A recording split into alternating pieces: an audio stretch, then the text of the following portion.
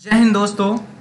आज की इस वीडियो में हम भारतीय संविधान से संबंधित कुछ अन्य महत्वपूर्ण तथ्य देखने वाले हैं। आज का ये हमारा 8वां लेक्चर है। इसके पहले हमने 7 लेक्चर और लिए हुए हैं, जिसमें हमने पहले लेक्चर में परिभाषा और इसकी मांग के बारे में बात की थी। दूसरे लेक्चर में हमने इसकी बैठक और इसकी कुछ प्रमुख समितियों के बारे में बात की थी। तीसरे लेक्चर में हमने इसका प्रभाव में आना ये चीज़ें डिस्कस की थी।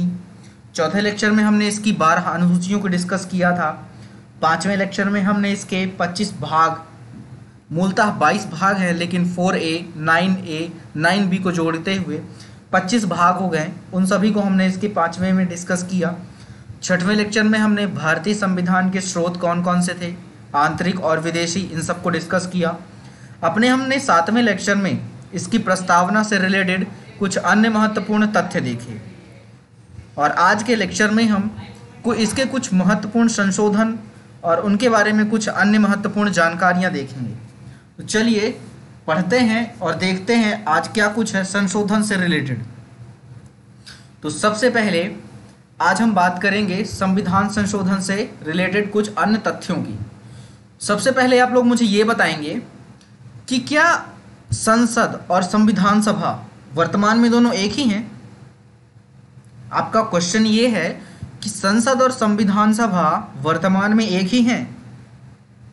तो नहीं, ये इसलिए नहीं है क्योंकि संविधान सभा के द्वारा ही हमें ये पता चला था कि संसद कैसे होगी, संसद में कैसा काम होगा। ये सारी चीजें ही हमने संविधान सभा से जानी थी। मतलब संविधान सभा में ही ये बताया गया था कि संसद कैसी होगी और संसद में किस तरह से काम होगा। हमारे संविधान सभा में ही हमारे भारतीय संविधान को बनाया गया था, जिसमें हमने ये पढ़ा था कि 60 देशों के संविधान का अवलोकन करने के बाद भारतीय संविधान बना था।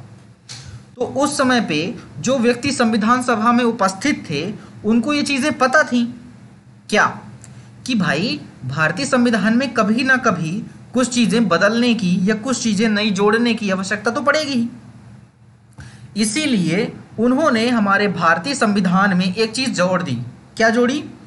कि हमारे भारतीय संविधान में संशोधन किया जा सकता है। अब भारतीय संविधान में संशोधन तो किया जा सकता है, लेकिन क्वेश्चन ये बन रहा है कि भारतीय संविधान संशोधन की प्रक्रिया हमने ली कहाँ से?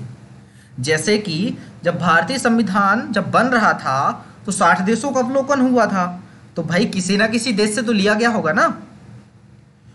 तो ये जो संविधान संशोधन की प्रक्रिया है, ये दक्षिण अफ्रीका से लिया गया था। दक्षिण अफ्रीका से काफ़ी सारे उपबंध लिए थे, उनमें से एक उपबंध संविधान संशोधन का था। ये चीज़ें हमने देख ली कि संविधान संशोधन की प्रक्रिया हमने कहाँ से ली, संसद कहाँ क्या है, भारतीय संविधान क्या है ना। ये चीज़ें अभी हमने देख लिया। अब आपके पास एक क्वेश्चन आता है कि क्या संसद, जो कि वर्तमान में सबसे ज़्यादा पावरफुल संसद होती है, ये सभी आप लोग जानते हैं, है ना। तो क्या संसद ऐसा कर सकती है कि हमारा जो भारतीय संविधान है इसको मानने से ही इनकार कर दे कि भाई आज से इसके कोई कानून नहीं माने जाएंगे, आज से हम नए कानून बनाएंगे? कैसा कर सकती है? नहीं, ऐसा संसद नहीं कर सकती। अच्छा, आपके पास दूसरा क्वेश्चन ये है कि क्या कोई भी व्यक्ति आएगा और कुछ भी संशोधन कर सकता है? कैसा हो सकता है? नहीं, ऐसा भी नहीं हो सकता। और इस चीज़ को हम केशवानंद भारती 1973 के तहत समझेंगे। ठीक है, इस चीज़ को हम बहुत अच्छे तरीके से समझेंगे कि कौन सा व्यक्ति या किस चीज़ का संविधान संशोधन हो सकता है और किस चीज़ में संविधान संशोधन नहीं हो सकता है। जैसे कि हमारी जो प्रस्तावना है, प्रस्तावना में एक बार संशोधन किया जा चुका है, जो कि 42 संशोधन के तहत, 42वें संविधान संशोधन के तहत 3 शब्दों को जोड़ा गया था। तो अभी तक प्रस्तावना में एक बार ही संशोधन किया गया है। वहीं अगर बात करें हमारे भारतीय संविधान में, तो इसमें वर्तमान समय में लगभग 104 बार संशोधन किया जा चुका है। ठीक है, तो अब हम ये देखेंगे कि केशवानंद भारती से ये संशोधन का क्या रिलेट कर रहा है। उसके पहले हम ये देखेंगे कि संशोधन किस तरह से होगा या संशोधन के बारे में कुछ अन्य तथ्य, जैसे कि हमारा जो संविधान, जब हमारा संविधान बन रहा था उस समय पे जो व्यक्ति संविधान सभा में बैठा करते थे, कहाँ पे, संविधान सभा में उस समय पे जो व्यक्ति बैठा करते थे उनको ये चीज़ पता थी कि कभी ना कभी हमारे संविधान में कुछ नई चीज़ें जोड़ने की ज़रूरत पड़ेगी ही। तो उन्होंने उस समय पे कुछ तथ्य बना दिए और उन तथ्यों में ये बताया गया कि अगर कोई भी संशोधन इन तथ्यों से अलग होता है, ध्यान से सुनिएगा, कोई भी संशोधन अगर इन तथ्यों में परिवर्तन नहीं करता तो वो संशोधन किया जा सकता है, लेकिन अगर कोई भी संशोधन इन तथ्यों को बदल सकता है या इन तथ्यों में समस्या बना सकता है तो वो संशोधन नहीं किया जाएगा। इस चीज़ को आप याद रखिएगा और इसी चीज़ को मूल ढांचा के नाम से हम जानते हैं। तो सीधी सीधी अगर एक भाषा में हम समझें तो उस समय पे जो भारतीय संविधान सभा में उपस्थित थे व्यक्ति, उन्होंने एक मूल ढांचा तैयार किया था और कहा था कि अगर कोई भी प्रस्ताव अगर इस मूल ढांचे में परिवर्तन करने के कारण परिवर्तन कर सकता है या इस मूल ढांचे में कोई समस्या पैदा कर सकता है तो वो संशोधन नहीं किया जाएगा। मतलब मूल ढांचे में किसी भी प्रकार का संशोधन नहीं किया जा सकता है, चाहे वो कुछ भी हो जाए। और उसके अलावा और जितने भी तथ्य हैं अगर उनमें कुछ परिवर्तन हो सकता है तो संविधान संशोधन किया जा सकता है। ये चीज़ आप समझ गए। इस चीज़ को मैं दोबारा रिपीट कर रहा हूँ कि जब हमारा भारतीय संविधान बन रहा था उस समय पे जो संविधान सभा में कुछ व्यक्ति उपस्थित थे उन्होंने एक मूल ढांचा दिया। उस मूल ढांचे में ये बताया कि अगर कोई भी प्रस्ताव इस मूल ढांचे में समस्या दे सकता है तो वो संशोधन नहीं किया जाएगा, और अगर इन मूल ढांचों में कोई भी परिवर्तन या कोई भी समस्या नहीं होती है तो वो संविधान संशोधन किया जा सकता है। ये चीज़ें आप याद रखिएगा, ठीक है। अब आप पूछेंगे कि भाई साहब ये मूल ढांचा होता क्या है, क्या हमें मतलब पता हो, हमें कोई बता सकता है कि मूल ढांचा है क्या। तो सुप्रीम कोर्ट से जब ये चीज़ पूछी गई तो सुप्रीम कोर्ट ने बोला कि आप हमारे पास आएं। किसने बोला? सुप्रीम कोर्ट ने कहा कि आप संविधान संशोधन के लिए आप हमारे पास आएं। जब हम उसको पढ़ेंगे, जो आपने प्रस्ताव दिया है उसको हम पढ़ेंगे और उसको पढ़ने के बाद अगर वो मूल ढांचे से अलग है या मूल ढांचे से कोई भी समस्या, मूल ढांचे को कोई भी समस्या नहीं देता तो हम उसको परमिशन दे देंगे कि हाँ ये संविधान संशोधन करने के लायक है। और सुप्रीम कोर्ट को आर्टिकल 13 के तहत ये अधिकार है कि वो किसी भी प्रस्ताव को पढ़ सकता है, उस पर निगरानी कर सकता है, उसको देख सकता है मूल ढांचे से। वैसे अगर कहा जाए तो सुप्रीम कोर्ट हर एक प्रस्ताव को पढ़ती है, उसको देखती है कि कहीं यह मूल ढांचे से संबंधित तो नहीं है या फिर मूल ढांचे को कहीं समस्या तो नहीं दे देगा। तो सुप्रीम कोर्ट को आर्टिकल 13 के तहत ये अधिकार है कि वो उस प्रस्ताव को पढ़ सकता है और उस प्रस्ताव को पढ़ने के बाद ही अगर वो प्रस्ताव मूल ढांचे में कोई परिवर्तन नहीं कर सकता तो ही उसको संशोधन के लिए आगे बढ़ाया जाता है। तो ये चीज़ें आपको क्लियर हो गई होंगी। अब हम ये देखेंगे कि संविधान संशोधन की जो प्रक्रिया है ये केशवानंद भारती से किस प्रकार से रिलेट करती है।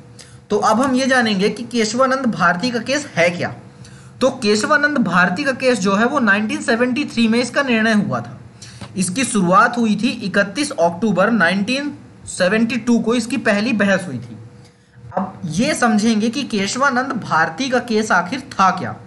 तो केशवानंद भारती के थे केरल राज्य की। केरला राज्य में एक मठ हुआ करता है। अब मठ का मतलब ये होता है कि सन्यासियों का जो आश्रम है। तो जो आश्रम हुआ करता था उस आश्रम के पास लगभग 400 एकड़ की जमीन हुआ करती थी। आश्रम के पास 400 एकड़ की जमीन हुआ करती थी और भारत सरकार ने ये सोचा कि इस 400 एकड़ जमीन में से 300 एकड़ जमीन जो खेती करने वाले किसान हैं उनको दे देते हैं। तो 400 में से 300 एकड़ जो जमीन है वो सरकार खेती करने वाले लोगों को देना चाहती थी। अब केशवानंद भारती इसके ऊपर विरोध नहीं कर सकते थे। वो इसलिए नहीं कर सकते थे क्योंकि केरल में 29th जो संशोधन हुआ था 1969 के तहत, उसमें भूमि सुधार का अधिनियम लागू हो गया था, और अगर वो इसका विरोध करते तो संवैधानिक अधिकारों का जो हनन होता है उसका मामला उनके ऊपर बन जाता। इसको फिर से सुनिएगा। केशवानंद भारती ये जो 300 एकड़ जमीन देने वाली बात थी, इस पे केस नहीं कर सकते थे। क्यों? वो इसलिए नहीं कर सकते थे क्योंकि केरल में जो 29th संशोधन हुआ था 1963 के तहत, उसमें भूमि सुधार का अधिनियम लागू था। तो अगर केशवानंद भारती इसमें विरोध करते तो संवैधानिक अधिकारों का हनन हो जाता। इस वजह से उन्होंने इसका विरोध न करते हुए जो 29th संशोधन हुआ, उन्होंने उसी के ऊपर चुनौती दे दी। किसके ऊपर? 29th अमेंडमेंट जो हुआ था उसको ही उन्होंने चुनौती दे दी थी। किन्होंने? केशवानंद भारती ने। और इसकी चुनौती के बाद 31 अक्टूबर 1972 को इसमें पहली मीटिंग, मतलब पहली बैठक हुई थी इसकी बहस के लिए। इस चीज को आप याद रखिएगा, ठीक है। तो उसके बाद में इनका जब केस चला तो इनका केस लगभग 68 दिनों तक चला था, 68 डेज। 68 दिनों के बाद इसका रिजल्ट आया 31 अक्टूबर 1973 को। 31 अक्टूबर 1972 को इसकी पहली सुनवाई हुई थी, और इसका जो निर्णय हुआ था वो 1973 में हुआ था, ठीक है। इसके बारे में कुछ अन्य तथ्य और देखते हैं, जैसे कि इनकी जो अंतिम बैठक हुई, मतलब इनके बारे में जो अंतिम बहस हुई थी वो 23 मार्च 1973 को इनकी बैठक समाप्त हुई थी। मतलब इनका जो निर्णय आया था वो 68 दिन बाद 7 और 6 के अंतर में आया था। मतलब 7 लोग इनके विपक्ष में थे और 6 लोग इनके पक्ष में थे, है ना। तो इस तरह से ऐसा कहा गया था कि संसद के पास जो पावर है वो तो सर्वोच्च है, मतलब है ही, सबसे ज्यादा पावर संसद के पास तो है ही। लेकिन संसद भी संविधान के मूल ढांचे में परिवर्तन नहीं कर सकती, क्योंकि हमारे पहले के जो संविधान सभा के लोग जो व्यक्ति बैठे थे, उन्होंने पहले ही बता दिया था कि अगर इसके मूल ढांचे में की कोई समस्या आती है तो वो संविधान संशोधन नहीं होगा। ये चीज आपको समझ में आ रही है? तो उसके बाद में ये जो संविधान संशोधन था, मतलब ये जो केस था, इसका निर्णय 23 मार्च 1973 को आया था, और इसके तहत ऐसा कहा गया था कि संसद भी संविधान के मूल ढांचे में परिवर्तन नहीं कर सकती है। इस चीज को आप याद रखिएगा, ठीक है। उसके बाद में इस केस से रिलेटेड एक और तथ्य जो कि मैंने अभी बता दिया कि ये केस 68 दिनों तक इसकी सुनवाई चली थी, ठीक है। अब हम देखते हैं कुछ अन्य तथ्य। अन्य तथ्यों में सबसे पहले हम ये देखेंगे कि संविधान संशोधन के बारे में हमें संविधान से कहां से प्राप्त होता है। तो हमारे संविधान में भाग 20 है। संविधान के भाग 20 में एक अनुच्छेद है आर्टिकल नंबर 368। आर्टिकल नंबर 368 के तहत संसद को संविधान तथा इसकी प्रक्रियाओं को संशोधित करने की शक्तियां मिलती हैं। ये हमने अच्छे तरीके से देख लिया, ठीक है। उसके बाद में एक तथ्य और है, उसको भी देखते हुए चलते हैं कि आर्टिकल 368 से इसकी जो संसद है, 368 के तहत संसद संविधान में नए उपबंध जोड़कर या किसी उपबंध को हटाकर या उसको बदलकर संविधान में संशोधन कर सकती है। तो अगर आपसे यह पूछा जाए कि संविधान में संशोधन किस आर्टिकल के तहत होता है, तो वो आर्टिकल है 368, और वो किस भाग में दिया गया है? 20वें भाग में, ठीक है। उसके बाद में अगला तथ्य इसमें यह है कि इसके मूल ढांचे में कोई भी परिवर्तन नहीं किया जा सकता, फिर वो चाहे कोई भी हो।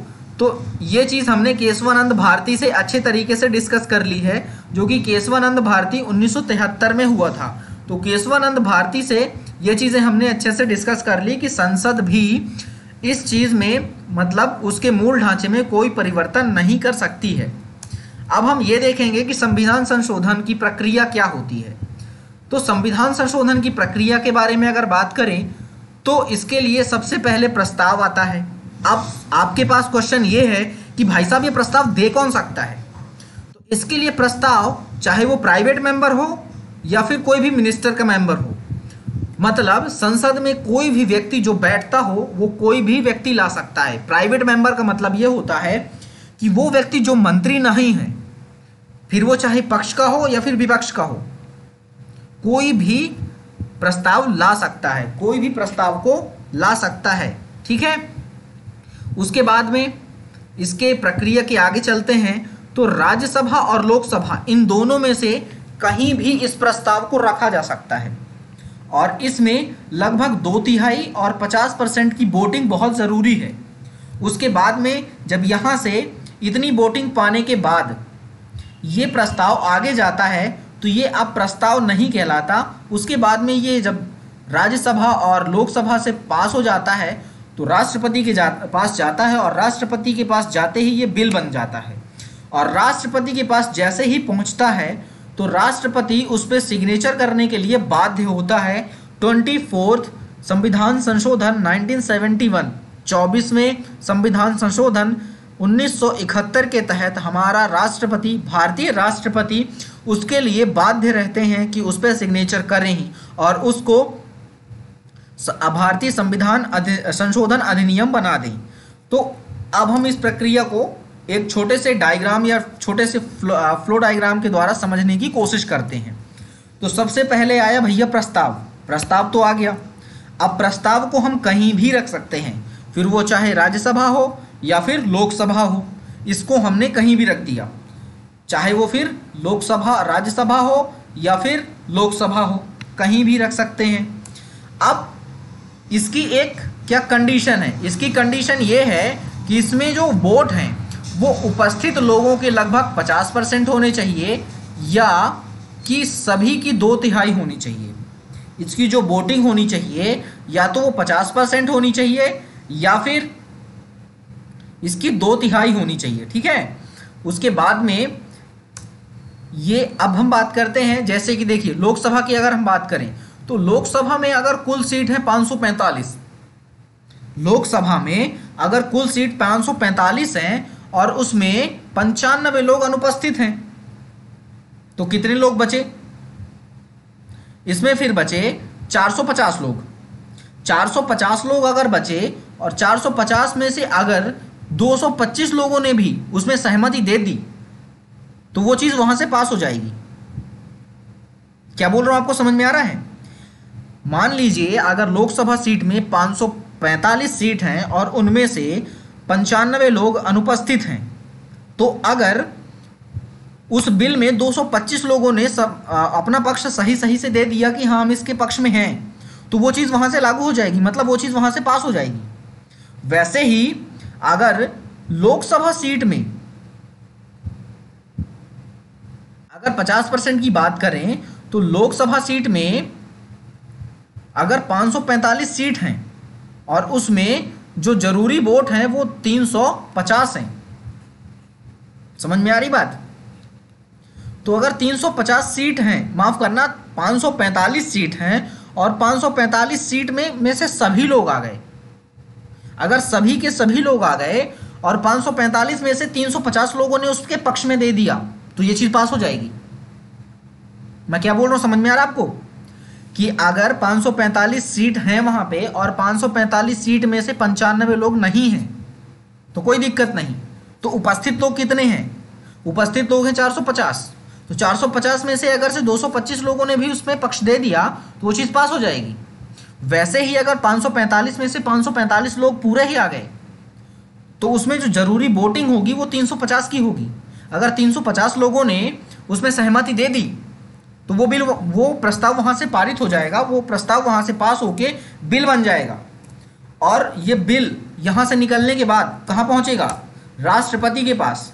और राष्ट्रपति के पास जैसे ही पहुँचेगा, मैंने भी पिछले स्लाइड में आपको बताया है कि 24वें संविधान संशोधन 1971 के तहत राष्ट्रपति, भारत के राष्ट्रपति जो हैं वो बाध्य हैं इस पे सिग्नेचर करने के लिए, और जैसे ही वो सिग्नेचर करेंगे वो भारतीय संविधान संशोधन अधिनियम बन जाएगा, संविधान संशोधन अधिनियम बन जाएगा वो। ये चीज़ें मुझे लगता है आप लोगों को समझ में आ गई होंगी कि कैसे, किस तरह से प्रक्रिया है संविधान संशोधन की। अब आगे चलते हैं और आगे कुछ और चीज़ें देखते हैं, ठीक है। आगे हम ये देखेंगे कि इसके कितने प्रकार होते हैं, संविधान संशोधन के कितने प्रकार होते हैं।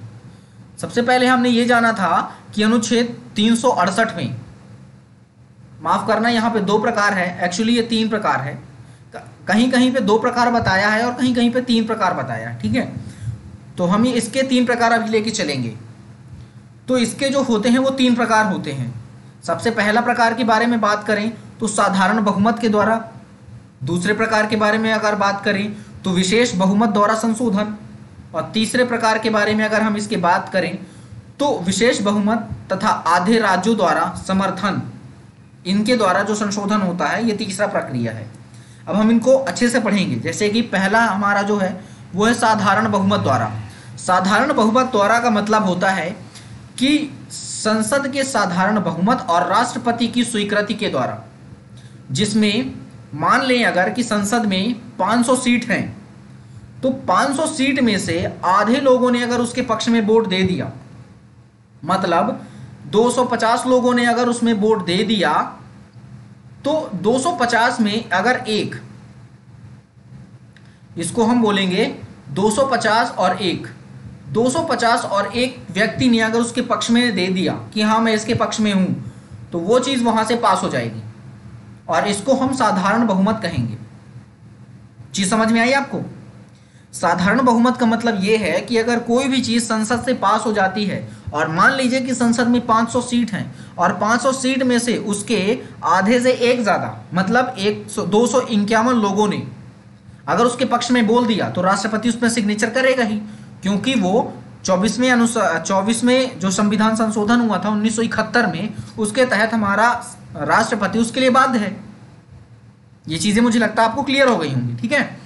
अब बात करें कि साधारण बहुमत के अंतर्गत कौन कौन सी चीजें आती हैं। तो अगर नया राज्य बनाना है, यह भी साधारण बहुमत के अंतर्गत आता है।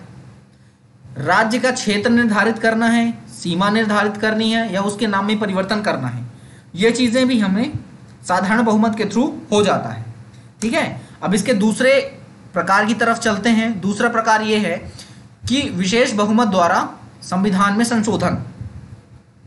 विशेष बहुमत द्वारा संविधान में संशोधन का अर्थ यह है कि संसद के प्रत्येक सदन द्वारा कुल सदस्यों का बहुमत तथा उपस्थित मतदानों में भाग लेने वाले सदस्यों के 2/3 मतों से विधेयक पारित हो जाना। इसका कहने का मतलब यह है कि संसद में जो कुल सदस्य हैं उनकी बहुमत, मतलब संसद में अगर 500 सदस्य हैं तो 251 तो होने ही चाहिए, लेकिन अगर नहीं है, अगर 500 के 500 सदस्य नहीं हैं, उनमें से 300 ही हैं, तो 300 के जो 2/3 होंगे उसकी बहुमत अगर है तो वो चीज़ वहाँ पे पास हो जाएगी। और अगर ये चीज़ है तो उसके बाद राष्ट्रपति के पास वो बिल जाएगा और राष्ट्रपति उसको पास कर देगा। मुझे लगता है ये चीज़ भी आपको समझ में आ गई होगी। इसको मैं दोबारा समझा रहा हूँ कि अगर संसद में 500 सीट हैं और संसद में 500 में से 500 आ गए, तो उसकी अधिकतम बहुमत मतलब मिनिमम 251 होनी चाहिए, तो वो पास हो जाएगा। लेकिन अगर नहीं है, अगर 251 नहीं है, तो जितने भी उपस्थित हैं उनका 2/3 अगर वोट उसके पक्ष में है तो वो बिल बन जाएगा, और बिल बनने के बाद राष्ट्रपति के पास चला जाएगा और राष्ट्रपति उसमें सिग्नेचर कर देगा। क्योंकि 24वें संविधान संशोधन 1971 के तहत भारतीय राष्ट्रपति जो है वो बाधित है। किस चीज़ के लिए? बिल को पास करने के लिए। उसको रोक नहीं सकता और ना ही उसको दोबारा भेज सकता, है ना। अब बात करते हैं इसके तीसरे प्रकार की तरफ। तो इसका तीसरा प्रकार ये है कि विशेष बहुमत तथा आधे राज्यों के द्वारा समर्थन, ठीक है। इसका अर्थ ये है कि संसद के दोनों सदस्यों, माफ करना, संसद के जो दोनों सदनों से विशेष बहुमत है, ये तो होनी ही चाहिए। मतलब कि संसद के दोनों सदस्य, चाहे वो राज्यसभा हो या लोकसभा हो, दोनों से उसको पास होना चाहिए और वो मतलब ज़्यादा बहुमत से पास होना चाहिए, ठीक है। और इसमें दूसरी कंडीशन ये है कि राज्यों को भी उसमें मिलाया जाएगा। राज्यों के कुल विधानमंडलों में से आधे के द्वारा स्वीकृत मतलब मिलनी चाहिए।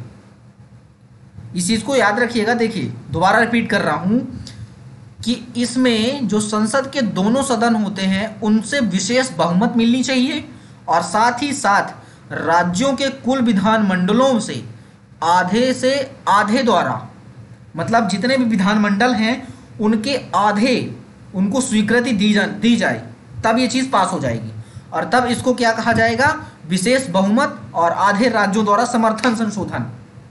इसके अंतर्गत जो राष्ट्रपति का हटाया जाना है और राष्ट्रपति का निर्वाचन, ये चीज़ें आती हैं, ठीक है। अब हमने ये सारी चीज़ें पढ़ ली। अब हम इससे रिलेटेड कुछ क्वेश्चन देख लेते हैं, ठीक है। अब आपका पहला क्वेश्चन ये रहा आपकी स्क्रीन में, और ये आपसे पूछ रहा है कि बताइएगा कि जो केशवानंद भारती केस है वो कब शुरू हुआ था। आपका पहला ऑप्शन है 1973, 1975, 1972 या 1970। बताइएगा कि केशवानंद भारती केस कब शुरू किया गया था। इसका सही आंसर होगा 1972। 31 अक्टूबर 1972 को इनका केस शुरू किया गया था, ठीक है। उसके बाद में आपका अगला क्वेश्चन ये रहा आपकी स्क्रीन में, और ये आपसे पूछ रहा है कि केशवानंद भारती ने किस अधिनियम को चुनौती दी थी। आपका पहला ऑप्शन है 29th, 25th, 42 माफ कीजिएगा, और 45। पहला ऑप्शन है 29, 25, 42 या 45। इसका सही आंसर होगा 29। 29th अमेंडमेंट जो था उसको केशवानंद भारती ने चुनौती दी थी, ठीक है। अब इसके बाद में आपका अगला ऑप्शन ये है, आपका अगला क्वेश्चन ये है, माफ कीजिएगा, केशवानंद भारती का केस के निर्णय कब आया था। आपका पहला ऑप्शन है 23 मार्च 1973, 25 मार्च 1973, 13 मार्च 1973 और चौथा ऑप्शन है 27 मार्च 1973। तो बताइएगा कि इनका जो निर्णय आया था वो कब आया था।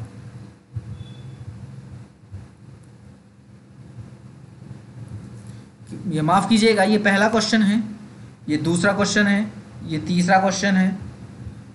तो बताइएगा कि केशवानंद भारती का केस निर्णय कब आया था। इसका सही आंसर होगा 23 मार्च 1973। 23 मार्च 1973 को इनका निर्णय आया था, ठीक है। उसके बाद में अब हम ये देखेंगे कि जो संसद है वो इसके मूल ढांचे में अरे यार माफ कीजिएगा, यहाँ पे संविधान होगा, संविधान है यहाँ पे, ठीक है। संविधान में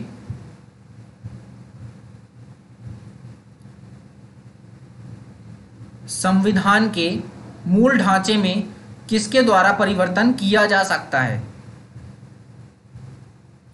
आपका पहला ऑप्शन है संसद, दूसरा ऑप्शन है राज्यसभा, तीसरा ऑप्शन है राज्यसभा, विधानसभा और राष्ट्रपति तीनों के द्वारा, और चौथा ऑप्शन है कि इनमें से कोई नहीं। इसका सही आंसर होगा इनमें से कोई नहीं। संविधान में के मूल ढांचे में कि कोई भी संशोधन नहीं कर सकता। ये हमने केशवानंद भारती से बहुत अच्छे तरीके से समझा हुआ है।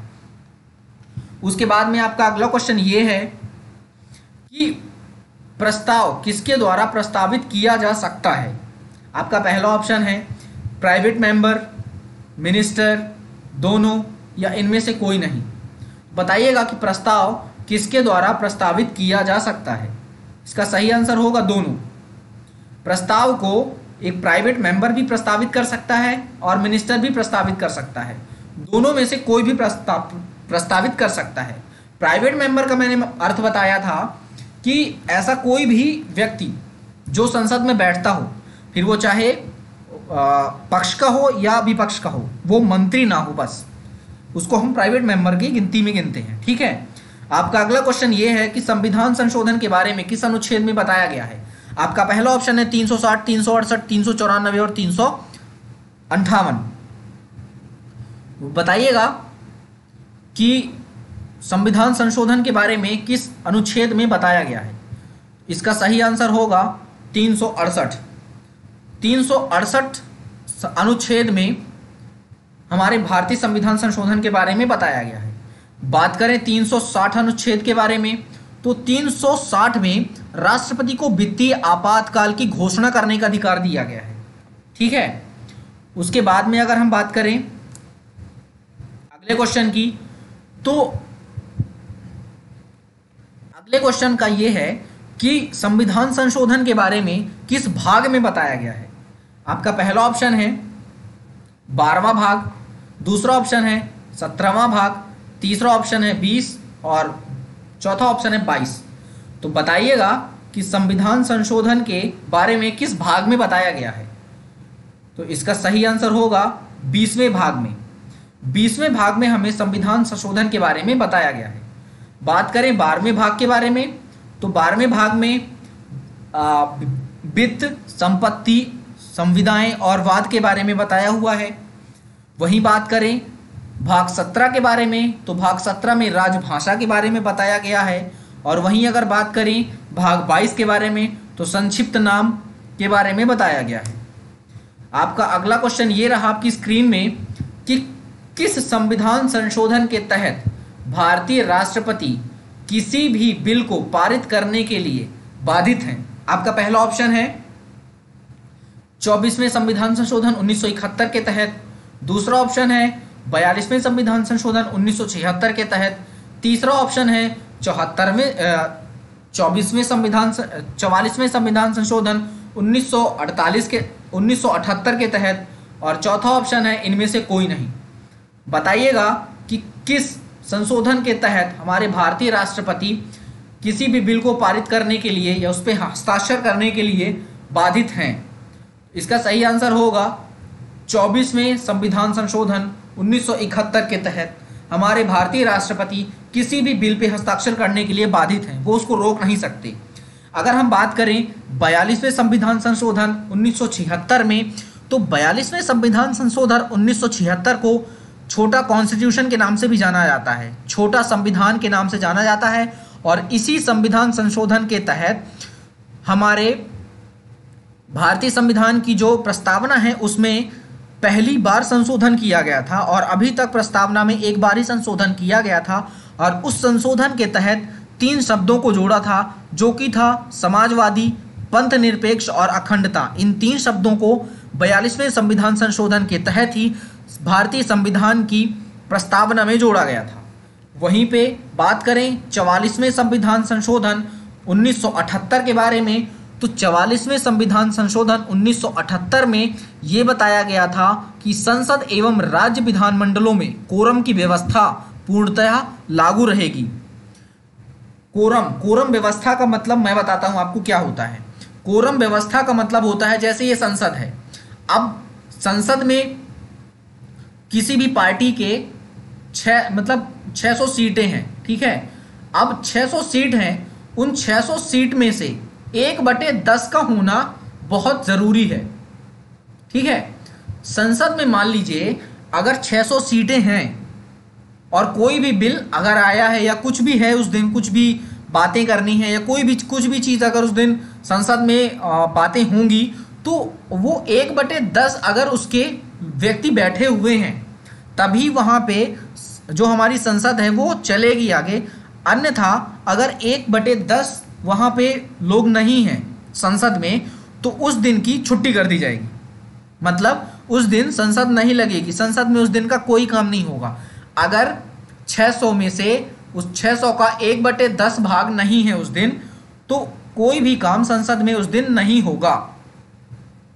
तो ये चीज़ हमने जाना कि किस संविधान संशोधन के तहत भारतीय राष्ट्रपति किसी भी बिल को पारित करने या उस पर सिग्नेचर करने के लिए बाध्य हैं, तो 24वें संविधान संशोधन 1971 के तहत। और अभी हमने ये जाना कि कोरम चीज़ क्या होती है। कोरम का मतलब होता है हमारे संसद में अगर 600 सीटें हैं, कितनी 600 सीटें हैं, तो हमारे संसद को चालू करने के लिए, उसमें वार्तालाप चालू करने के लिए लगभग 1/10 जो व्यक्ति हैं वहाँ पे उपस्थित होने चाहिए। अगर वहाँ पे 1/10 व्यक्ति उपस्थित नहीं हैं संसद में, तो उस दिन संसद का काम नहीं होगा। हालांकि ऐसा नहीं होता, लेकिन फिर भी ये कोरम का यही रूल है। ठीक है, मुझे लगता है ये सारी चीज़ें आप बहुत अच्छी तरीके से समझ गए होंगे। और आज का आपका अगला क्वेश्चन ये है कि किस संविधान संशोधन के कितने प्रकार होते हैं। पहला ऑप्शन है 2, तीसरा ऑप्शन है 3, तीसरा ऑप्शन है 4 और चौथा ऑप्शन है 5। तो बताइएगा कि संविधान संशोधन के कितने प्रकार होते हैं। इसका सही आंसर होगा 3, जो कि हमने अभी पिछली स्लाइड्स में पढ़ा है। तो पहले संविधान संशोधन की पहले प्रकार के बारे में अगर बात करें तो साधारण विधि के द्वारा, जिसमें मैंने ये बताया था कि जो बहुमत है, बहुमत मिल जाए, संसद की बहुमत मिल जाए और राष्ट्रपति उसको सिग्नेचर कर देगा उसमें। ठीक है, उसके बाद दूसरी मैंने बताई थी विशेष बहुमत। विशेष बहुमत का मतलब है कि संसद की जो कुल संख्या है उस संख्या का आधा या फिर उपस्थित जितने भी व्यक्ति हैं उनका 2/3। ठीक है, ये हमने जाना था किसमें, विशेष बहुमत संशोधन में। उसके बाद में तीसरा था संसद के विशेष बहुमूल्य और राज्य के जितने भी विधानमंडल हैं उनके आधों की सहमति होना। मतलब जितने भी विधानमंडल हैं उनमें से आधे विधानमंडलों ने अगर सहमति दे दी और संसद का बहुमत मिल गया तो वो चीज़ पारित हो जाएगी। ठीक है, इस चीज़ के बारे में हमने राष्ट्रपति के निर्वाचन के बारे में देखा था, और ये चीज़ राष्ट्रपति के महाभियोग जो लगता है वो उस चीज़ में हम ये तीसरा जो है इसको देखते हैं। ठीक है, तो मुझे लगता है ये तीनों प्रकार आपको बहुत अच्छे तरीके से क्लियर हो गए होंगे। तो आज के लिए फिलहाल इतना ही, मिलते हैं अपने नेक्स्ट वीडियो में। तब तक अपना ख्याल रखें, बड़ों को सम्मान करें, छोटों को प्यार दें और अपना व्यक्तित्व इस प्रकार से विकसित करें ताकि महिलाएं आपके साथ सुरक्षित महसूस करें। Thank you so much.